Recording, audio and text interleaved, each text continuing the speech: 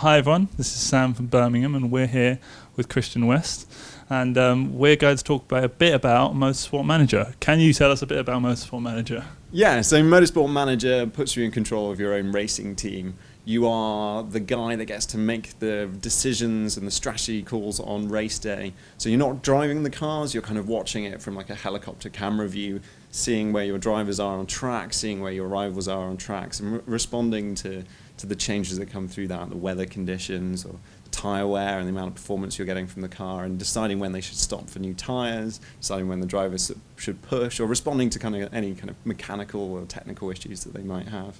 Sure. How has it been developing a game? Because most racing games are about the racing, being behind the wheel. How has it been developing a game where it's more about the management side of it?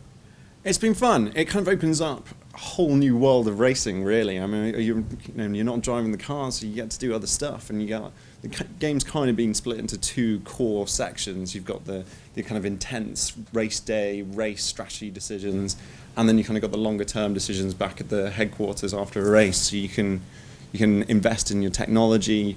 Your car's kind of in a constant state of prototype, so you're constantly developing your car, and so are your rivals, and you want to have the best car possible to take to the next race. So you might decide to invest in your aerodynamics and build a wind tunnel for millions of pounds and improve that stuff, which will hopefully give you better aerodynamics and more speed through the corners. So there's a lot to be had there, and motorsport's quite a fun, dynamic world, really. So we've been trying to capture that. You've got drivers with their own personalities and their own kind of career goals and objectives. So some drivers might have arguments with their teammates. There's a lot of rivalry between teammates. Ultimately, they're driving the same car, so they've got to beat each other, and they can fall out. And that means that they might not sign on for the next season with you, but they might be a world champion. So it's like, how do you deal with that situation as a player?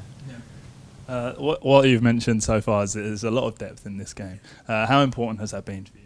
It's been really important. I mean, like, People expect depth from these kind of games, and it's where the strategy comes from, really. So, the motorsport's quite a complex world, but I think we've boiled it down to really interesting decisions and mechanics, and I'm quite proud of what we've managed to do with it. So, if you've got a new front wing for the next race, you might only have enough time to build one new part, but you have two cars and two drivers, so you have that decision to make of who do I give it to, and that's quite interesting. So everything along the way has been about making interesting decisions to the player and trying not to kind of bombard people with technical details, but still kind of have that authentic heart of what motorsport is. Yeah. I assume you've done a lot of research into the actual field itself and a lot of interest into the field when developing this game?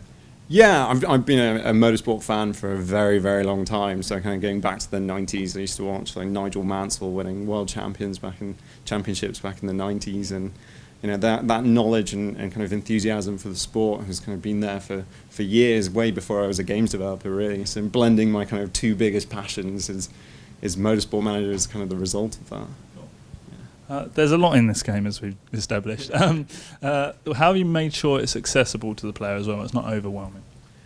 Coming from the mobile version, so there was a mobile version 2 years ago, which did pretty well, and from that I kind of learned the best ways of kind of representing data and representing the decisions and the interesting decisions to the player. So we've done a lot of work around that. The way you set up the car, the drivers are giving you feedback about, the tire pressure's too low, I'm feeling too much understeer, which, if you're not too into motorsport, could be confusing, but the way the drivers respond to you and give you information, they're kind of guiding you along the way. So it's about kind of using the resources there. How has the development process been, and what are the challenges that it's thrown up? Well, it's been quite different to the mobile version, because the mobile version was just me in a bedroom working away for 10 months on it. But this time with Sega involved, we've gotten a chance to do so much more. So having a bigger team, we've had the chance to do big 3D circuits this time. So rather than dots racing around a track, you've got 3D cars. You can see drivers battling for the racing line and making mistakes into corners. You can see when, if your aerodynamics aren't very good, you can see your rivals catch up through the high-speed corners. You can see rain on the camera as it starts to rain, and kind of gives you those visual clues as a player that you might have to change your strategy in the next few laps. And being on PC has just enabled us to do all of that. So the development this time has been very different, and with Sega involved, we've had a chance to kind of get the quality up and and keep supporting it really and responding to the feedback we've had from the community. And I assume all of this applies to the interface as well, and how users interact with all of the masses of data in front of them.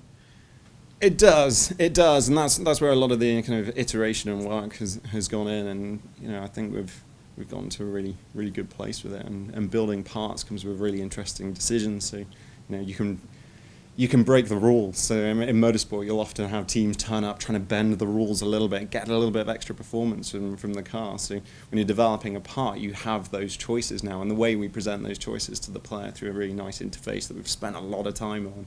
I'm quite proud of where we've gotten to with it. Cool. Yeah. So it's planned for PC. Whenabouts will it be released? We were aiming for September, but we'll be launching later this year. Cool. Yeah. Thank you very much. Thank you. Cool. Cheers. Thank you very Thanks. much.